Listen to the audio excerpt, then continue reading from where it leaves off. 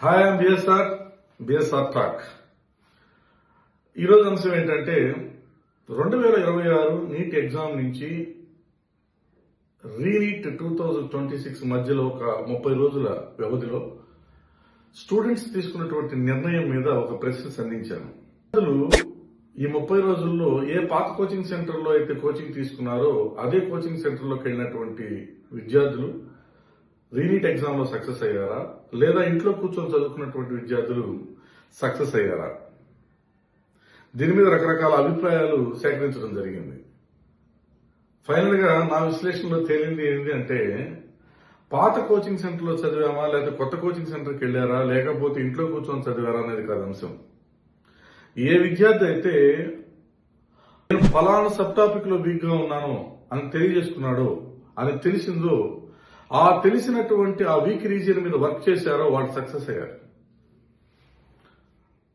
కాబట్టి నేను చెప్పేది ఏంటంటే, కోచింగ్ తీసుకునేటువంటి విద్యార్థులకు నా మనవి మళ్ళీ, మీరు కోచింగ్కి వెళుతున్నారు అంటే ఆ కోచింగ్ సెంటర్లో ఉన్నటువంటి సంఖ్య ఎంత, ఒక రూములో క్లాస్ రూమ్ లో ఉన్నటువంటి విద్యార్థుల సంఖ్య ఎంత? క్లాస్ రూమ్ లో విద్యార్థుల సంఖ్య 40 నుంచి 50 మంది ఉంటే ఆ టీచర్ ఇచ్చేటువంటి టీచింగ్ కాన్సెప్ట్ ప్రాపర్ గా ఎంతమందికి వెళుతుంది? ఒక క్లాస్ రూమ్ లో 150 నుంచి 150 నుంచి 200 250 మంది ఉన్నప్పుడు ఆ టీచర్ ఆ స్టూడెంట్ కి ఏ విధంగా న్యాయం చేయగలడు? ఇలా ఆలోచించండి ప్లీజ్, దయచేసి తల్లిదండ్రులు. గుడ్డిగా తెలియకుండా ఏమీ ఆలోచించకుండా మేము తీసుకెళ్లి పలానా కోచింగ్ సెంటర్ లో వేసేస్తున్నాం, మా పిల్లలకి మంచి ర్యాంక్ రావాలి, ఎంతవరకు ఇది సబబు? మీరు చేరిన కోచింగ్ సెంటర్లో మీ స్టూడెంట్ మీద ఎంత టైం పెట్టగలుగుతున్నారు? ఒక పర్టికులర్ స్టూడెంట్ మీద ఎంత టైం పెట్టగలుగుతున్నారు? ఏ కోచింగ్ సెంటర్కి వెళ్ళినా టీచర్లు ఇస్తారు, స్టడీ అవర్ జరుగుతుంది, పరీక్షలు జరుగుతాయి, ఇది కామన్. వీటికి మించి జరగాల్సినటువంటి వర్క్ జరుగుతుందా లేదా అనేది మీరు ఆలోచించాలి.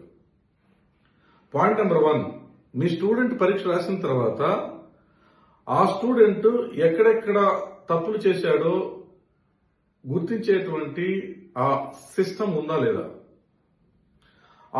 అంటే identification of the mistakes is important.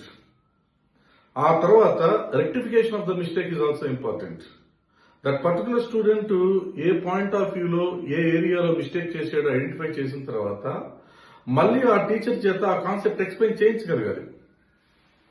అది లేని చోట ఎక్కడ రిజల్ట్ రాదు.